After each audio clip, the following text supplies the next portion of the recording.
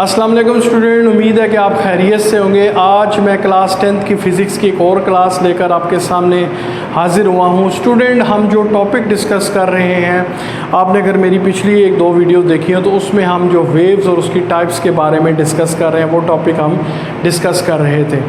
पिछली वीडियो में आपने देखा था कि हमने वेव्स की टाइप्स को डिस्कस किया था कि वेव्स की कितनी टाइप्स होती हैं। तो उसमें आपने देखा था कि हमने वेव्स को बेसिकली दो हिस्सों में तकसीम किया था कि वेव्स की दो टाइप्स होती हैं। नंबर 1 मैकेनिकल वेव्स और number 2 electromagnetic waves. Mechanical waves क्या होती हैं? ऐसी वेव्स जिनको प्रोडक्शन और प्रोपोगेशन के लिए किसी मीडियम की ज़रूरत होती है। जबकि इलेक्ट्रोमैग्नेटिक वेव्स कौन सी वेव्स थी? वो ऐसी वेव्स थी जिनको प्रोपोगेशन के लिए, जिनको फैलाव करने के लिए किसी किस्म के मीडियम की ज़रूरत नहीं पड़ती। तो स्टूडेंट, आज जो हम डिस्कस करेंगे वो मैकेनिकल वेव्स जो है उसकी आगे जो टाइप्स हैं मज़ीद, ठीक है। मैकेनिकल वेव्स को आगे जो है वो मज़ीद दो टाइप्स में तकसीम किया गया। नंबर 1 उसको लॉन्गिट्यूडनल वेव्स और नंबर 2 उसको ट्रांसवर्स वेव्स में जो है तकसीम किया गया। अब ये दो हिस्सों में इसको तकसीम करने का मकसद क्या था मैकेनिकल वेव्स को?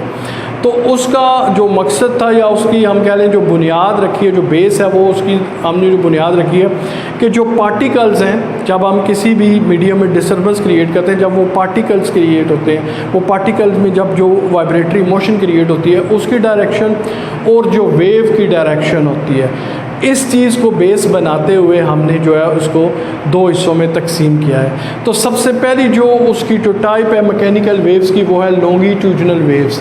कि लॉन्गिट्यूडनल वेव्स क्या हैं? देखें, अगर थोड़ा सा आप इसके नाम से, तो लफ्ज़ यूज़ हुआ है लॉन्ग। लॉन्ग का मतलब हमें पता है कि कोई चीज़ जो लंबी हो, ठीक है। हम फर्ज कर लेते हैं ये एक लंबी लाइन है, ठीक है, ये लॉन्ग है, लॉन्गिट्यूडनल वेव्स। अब हम इसकी डेफिनेशन समझते हैं, फिर हम इस लाइन की मदद से उसको समझेंगे क्या होती है। इन लॉन्गिट्यूडनल वेव्स के लॉन्गिट्यूडनल वेव्स में क्या होता है? The particles of the medium move back and fourth. जो पार्टिकल्स होते हैं वो ऐसे ऐसे वाइब्रेट नहीं करते, बल्कि बैक एंड फोर्थ, आगे पीछे, ठीक है, ऐसे ऐसे मोशन नहीं करेंगे, बैक एंड फोर्थ मोशन करेंगे particles along the direction of propagation of waves. क्या होगा कि वो प्रोपोगेशन वेव्स की जो डायरेक्शन जिस तरफ होगी, प्रोपोगेशन जिस तरफ वेव करेगी, उसी तरफ उसके जो पार्टिकल्स की जो मूवमेंट है वो भी उसी तरफ होगी। जैसे हमने देखा ये एक लाइन है, ठीक है। अगर हम इस पे देखें तो जो मूवमेंट ऑफ पार्टिकल्स है वो बैक एंड फोर्थ है, इधर और इधर, ठीक है। और जो डायरेक्शन होगी जो वेव की, अगर इधर है तो जो पार्टिकल्स की डायरेक्शन है वो भी इधर होगी। तो इसका मतलब है कि लॉन्गिट्यूडनल वेव में जो पार्टिकल्स जो मीडियम के होते हैं वो बैक एंड फोर्थ करते हैं along the direction of propagation of waves. जिस तरफ वेव्स की डायरेक्शन होती है उसी तरफ जो पार्टिकल्स हैं वो भी मूव करते हैं। या हम ये भी कह सकते हैं दूसरी डेफिनेशन में, the type of mechanical waves, यानी कि ये मैकेनिकल वेव की ऐसी टाइप है in which the direction of vibratory motion of particles of the medium is parallel to the direction of propagation of wave. तो क्या होता है कि इसमें जो मीडियम के पार्टिकल्स हैं उनकी जो वाइब्रेटरी मोशन है वो पैरेलल होती है किसके? Propagation of waves direction. जो वेव जिस डायरेक्शन में प्रोपोगेट कर रही है उसी डायरेक्शन जो वाइब्रेटरी मोशन पैदा होती है मीडियम की, वो उसके पैरेलल होगी, ठीक है जी। तो लॉन्गिट्यूडनल वेव में आप समझ गए, जो पार्टिकल्स होते हैं वो बैक एंड फोर्थ मूवमेंट करते हैं, उनकी जो मोशन होती है वो बैक एंड फोर्थ होती है along with the direction of propagation of waves. तो वेव्स की डायरेक्शन की तरफ, या हम ये कह सकते हैं जो पार्टिकल्स होते हैं जो वेव्स के, और जो वेव्स की डायरेक्शन होती है वो दोनों एक दूसरे के पैरेलल्स होते हैं। अब हम इसको लॉन्गिट्यूडनल वेव्स को एक मिसाल की मदद से जो है वो समझने की कोशिश करते हैं। तो स्टूडेंट, अब हम समझते हैं कि लॉन्गिट्यूडनल वेव्स कैसे पैदा होती हैं। हम इसको एक मिसाल की मदद से समझते हैं। फ़र्ज़ करें हमारे पास एक स्प्रिंग है, ठीक है जी। स्प्रिंग जिसे हम बोलते हैं, एक नाजुक सा स्प्रिंग होता है जो पहले से प्री कंप्रेस्ड होता है और ज़्यादा हार्ड स्प्रिंग ना हो, ठीक है, इसलिए हम स्लिंग की स्प्रिंग इसमें जो यूज़ कर रहे हैं। अब ये स्प्रिंग क्या होता है? ज़ाहिर है इसमें अगर आप देखें तो ये इसमें क्या होते हैं कि इसमें जो है बेंड होते हैं, ये जो स्प्रिंग होता है, ठीक है, कंप्रेस्ड होता है ये। हम क्या करेंगे जी, स्प्रिंग को किसी एक जगह से बांध देते हैं और दूसरा हिस्सा जो है उसको हम हाथ में पकड़ते हैं, ठीक है। अब इसको क्या करना है, आपने स्प्रिंग को पुश करना है या पुल करना है, खींचना है और छोड़ा। आप देखें स्प्रिंग को जब आप पकड़ेंगे, 2 बार ऐसे खींच के जब छोड़ेंगे तो स्प्रिंग जो है वो ऐसे हिलेगा, ठीक है। तो उसमें क्या होगी कि एक डिस्टर्बेंस पैदा होगी। जब आपने उसको पुश या पुल किया तो क्या हुआ, उसके खींचने में उसमें डिस्टर्बेंस क्रिएट हुई, ठीक है। डिस्टर्बेंस क्रिएट होने की वजह से उसके जो स्प्रिंग के अंदर जो उसके पार्टिकल्स हैं उन्होंने क्या किया कि वो मूवमेंट शो की, यानी कि उसमें मोशन पैदा हो गई। तो आप देखेंगे जैसे ये हमने एक जो स्प्रिंग है उसको जब हम पकड़ा तो ये देखें, ये जो इसका एरिया है जिसमें आप देख सकते हैं यहाँ पर जो स्प्रिंग के लूप्स हैं, जो इसके लूप्स हैं वो देखिए ज़्यादा फासला, और यहाँ पर जो है ये लूप्स आपस में क्लोज है, ठीक है। तो यहाँ पर जो है वो क्या होगा कि कंप्रेशन पैदा होगी, यानी कि जो उसके पार्टिकल जब यहाँ पर करीब होंगे तो आप देखेंगे डिस्टर्बेंस क्रिएट होती है। जब आप उसको थोड़ा सा मज़ीद खींचते हैं, ठीक है, तो आप देखते हैं ये कंप्रेशन आगे चली जाती है, पार्टिकल्स आगे मूव करते हैं, ठीक है जी। और वो एरिया जो जिसमें आप देखते हैं कि जो आगे जो स्प्रिंग है इसमें फैलाव आया हुआ है, ठीक है जी, उसको हम कहते हैं स्ट्रेच रीजन, या जिसको हम कहते हैं रेयरफेक्शन। सबसे पहले आप कंप्रेशन और रेयरफेक्शन के बारे में हम जान लेते हैं कि रेयर कंप्रेशन क्या होता है। The region in which the loops of the spring are close together are called compression. तो ऐसा एरिया या ऐसा इलाका जहाँ पर जो लूप्स हैं स्प्रिंग के वो आपस में जो बहुत ज़्यादा क्लोज होते हैं, तो मतलब ये हुआ कि यहाँ पर क्या होगा, the particles of medium are close together. तो यहाँ पर जो इस स्प्रिंग जो मीडियम है हमारे, इसके जो पार्टिकल्स हैं ये आपस में बहुत ज़्यादा करीब हैं। और रेयरफेक्शन क्या होता है, रेयरफेक्शन जिसे आप एक्सपेंशन भी बोलते हैं, the loops where the loops are spaced apart, जहाँ पर जो लूप्स होते हैं इसके स्प्रिंग के उनमें फासला होता है, ठीक है। और ज़ाहिर है जब लूप्स में फासला होगा तो जो इस मीडियम के पार्टिकल्स होंगे वो भी दूर दूर होंगे, ज़्यादा नज़दीक नहीं होंगे।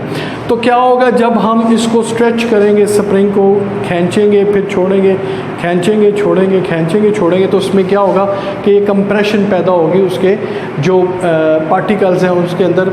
तो क्या होगा, ये कंप्रेशन उसमें क्या करेगी कि बेसिकली वेव्स एक मोशन पैदा करेगी। फिर क्या होगा, जब ये कंप्रेशन है ये इस तरह आगे ट्रांसफ़र होगी और इसी तरह वो एक रीजन के यहाँ से ट्रांसफ़र होते होते वो एंड तक पहुँच जाएगी, और वो जो स्प्रिंग की जो एनर्जी थी यहाँ से जो वेव्स की शक्ल में वो कंप्रेशन की शक्ल में जो है वो आगे तक ट्रांसफ़र हो जाएगी। तो ये जो स्प्रिंग है हमारे पास, ये एक बेहतरीन मिसाल है इसकी लॉन्गिट्यूडनल वेव्स की। आप इसमें देख रहे हैं कि हम जो इसमें जो स्प्रिंग को खींच रहे हैं वो आगे पीछे खींच रहे हैं, ठीक है। इसका मतलब है जो उसके पार्टिकल्स हैं, ठीक है, वो क्या कर रहे हैं, वो मूव कर रहे हैं, ठीक है जी, बैक एंड फोर्थ, ठीक है जी, मूव कर रहे हैं। लेकिन जो वेव्स जो उसमें पैदा हो रही है, जो मूवमेंट है वेव की, वो किस तरफ है, वो इस तरफ है। तो जो पार्टिकल्स हैं उनकी मूवमेंट भी इसी तरह है, यानी पार्टिकल्स की मूवमेंट और वेव्स की जो डायरेक्शन है वो दोनों जो है वो आपस में पैरेलल है। तो हमने यही लॉन्गिट्यूडनल वेव्स में पढ़ा था कि जहाँ पर क्या होता है कि जो पार्टिकल्स होते हैं मीडियम के और जो वेव्स की डायरेक्शन होती है वो एक दूसरे के पैरेलल होते हैं। तो इस स्प्रिंग में भी आपने देखा, जब आप इस स्प्रिंग को खींचेंगे, ठीक है जी, पुल या पुश करेंगे, तो आप देखेंगे इसमें डिस्टर्बेंस क्रिएट होगी, और इसी तरह का आप स्प्रिंग में देखेंगे एक रीजन बन जाएगा जिसको हम कंप्रेशन बोलते हैं। कंप्रेशन बेसिकली वो हिस्सा होता है जहाँ पर स्प्रिंग जो है वो उसके पार्टिकल्स बहुत आपस में क्लोज आ जाते हैं।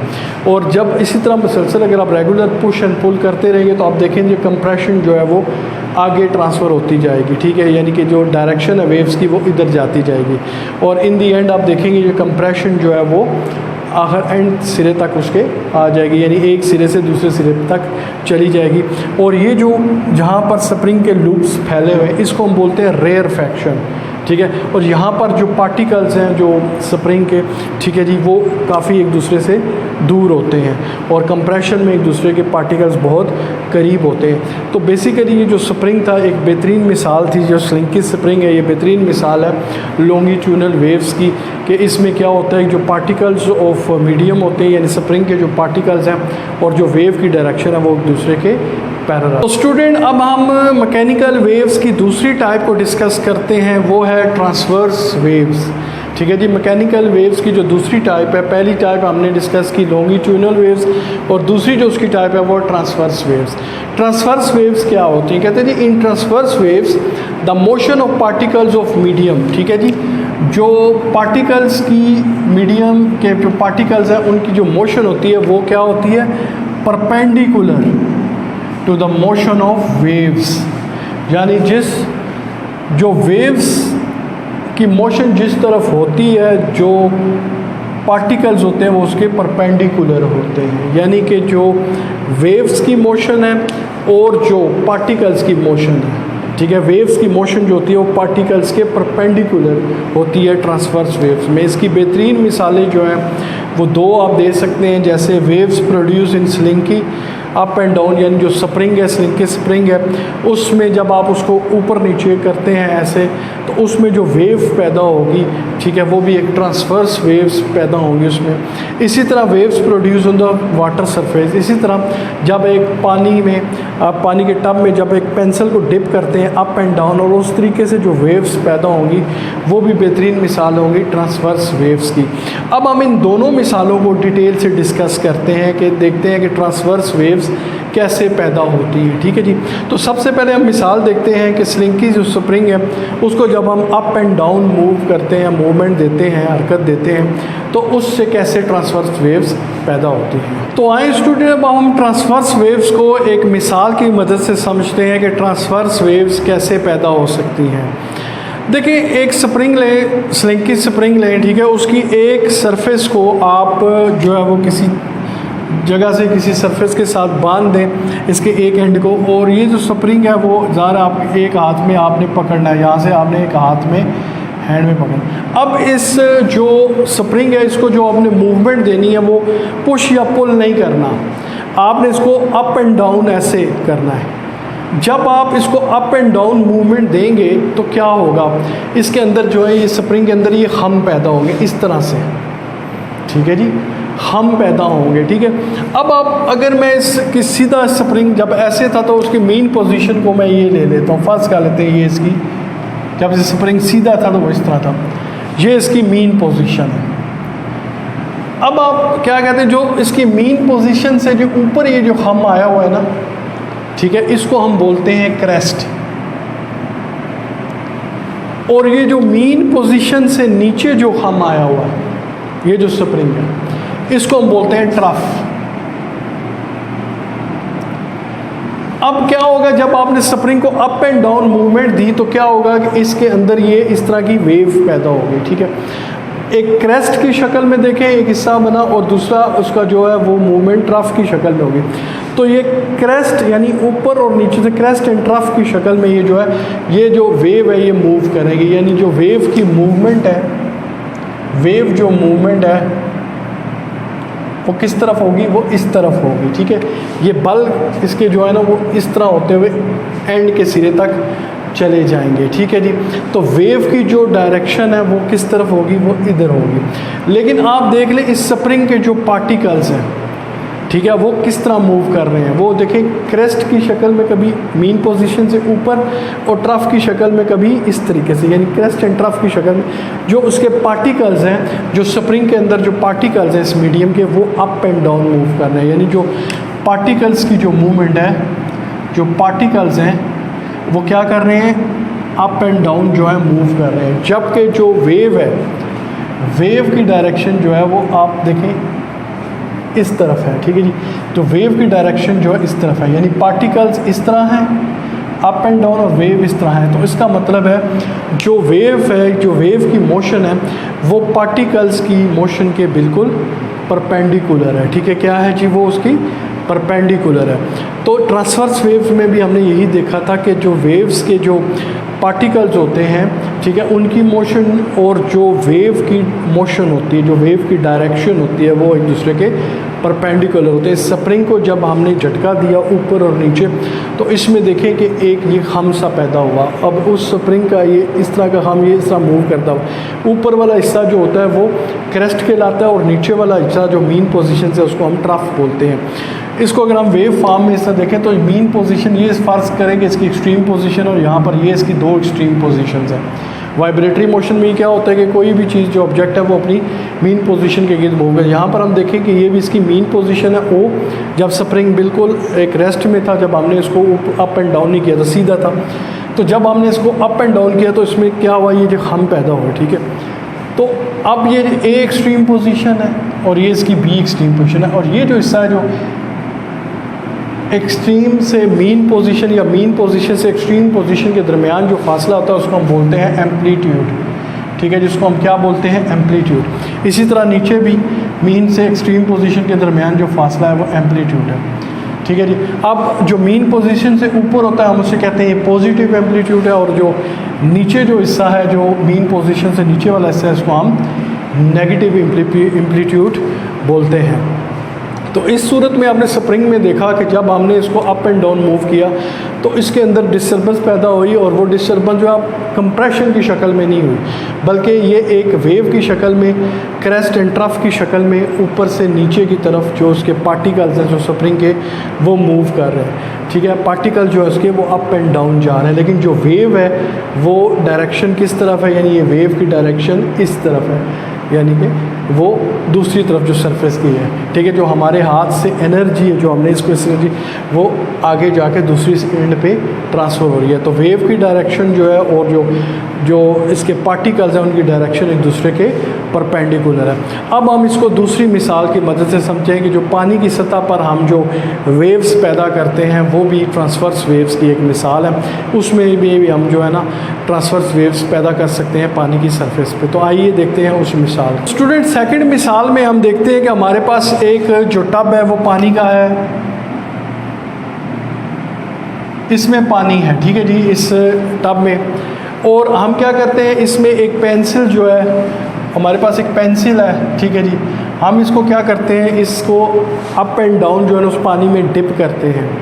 जब हम इसको डिप करेंगे तो आप देखेंगे कि इसमें वेव्स पैदा होंगी, ठीक है जी, वेव्स पैदा होंगी। अब जो वेव्स की जो डायरेक्शन है वो इस तरफ है, वेव्स की डायरेक्शन जो है वो आगे की तरफ है, लेकिन जो हमारा रीजन है जहाँ से रीजन ऑफ डिस्टर्बेंस है, जहाँ पर हम पेंसिल को जो है वो नीचे अप एंड डाउन जो है पानी में दे रहे हैं, तो उससे क्या है, उस रीजन से वो आगे की तरफ जा रही है वेव्स की मोशन। अब इसमें कैसे वेव्स पैदा हुई, देखें, ये जो टब है इसमें जो पानी है, मीडियम है, जो पानी है इसके बहुत सारे पार्टिकल्स हैं, ठीक है जी, बहुत सारे छोटे छोटे पार्टिकल्स हैं इसमें। अब क्या होता है, जब आप इसके अंदर पेंसिल डालते हैं, पेंसिल से आप अप एंड डाउन करके इस पानी में डिस्टर्बेंस क्रिएट करते हैं, ये जो उसके पार्टिकल्स होते हैं ये क्या करते हैं, मोशन में आ जाते हैं, यानी कि वाइब्रेटरी मोशन, ऐसे अप एंड डाउन ये मोशन शुरू कर देते हैं। जब एक पार्टिकल इस तरह करते हैं तो ये एक से आगे ट्रांसफ़र होता है, ये मूवमेंट यानी ये एनर्जीज की, और ये पार्टिकल इसी तरह आगे, ये पार्टिकल सारे ये पार्टिकल्स जो है ना आहिस्ता आहिस्ता, यानी इन सारे पार्टिकल्स में हलचल पैदा हो जाती है और सारे पार्टिकल जो है ना अप एंड डाउन इस तरह मूवमेंट शुरू कर देते हैं, जिसकी वजह से क्या होता है कि ये वेव्स जो हैं पैदा होती हैं, और वेव्स की डायरेक्शन जो है वो आगे की इस तरफ होती है, लेकिन जो पार्टिकल्स हैं आप देखा वो अप एंड डाउन जो है वो मूव कर रहे हैं। यानी जो पानी में आप पेंसिल डिप करने के बाद जब आप उसको ऊपर नीचे डिप करते हैं पानी में तो वेव्स जो पैदा होती हैं, तो वेव्स की जो डायरेक्शन है वो आप अगर आप देखें तो वेव्स की डायरेक्शन आगे की तरफ होती है। जो पार्टिकल्स उसमें होते हैं वो अप एंड डाउन मूव करते हैं, अप एंड डाउन, ठीक है। जो पार्टिकल्स की मोशन है वो देखिए अप एंड डाउन है, और जो वेव की मोशंस हैं, जो वेव्स की डायरेक्शन है वो किस तरफ है, वो दूसरी तरफ है, यानी आगे की तरफ है। इसका मतलब है कि जो पार्टिकल्स की मोशन है और जो वेव की मोशन है वो एक दूसरे के परपेंडिकुलर है। तो ये जो पानी में जो वेव्स पैदा होती हैं ये भी एक बेहतरीन मिसाल है ट्रांसवर्स वेव्स की। हम पानी की लहरों के ज़रिए भी ट्रांसवर्स वेव्स को पैदा कर सकते हैं, यानी पानी एक मीडियम है उसमें हम पेंसिल के ज़रिए डिस्टर्बेंस करके ट्रांसवर्स वेव्स पैदा कर सकते हैं। तो स्टूडेंट, उम्मीद है आपको इन दोनों मिसालों की मदद से दोनों वेव्स का फ़र्क पता लग गया होगा कि लॉन्गिट्यूडनल वेव्स क्या होती हैं और ट्रांसवर्स वेव्स क्या होती हैं, ठीक है जी। तो इंशाल्लाह अगली वीडियो में एक और नए टॉपिक के साथ मिलेंगे, तब तक के लिए इजाज़त दीजिएगा जी। अल्लाह हाफिज़।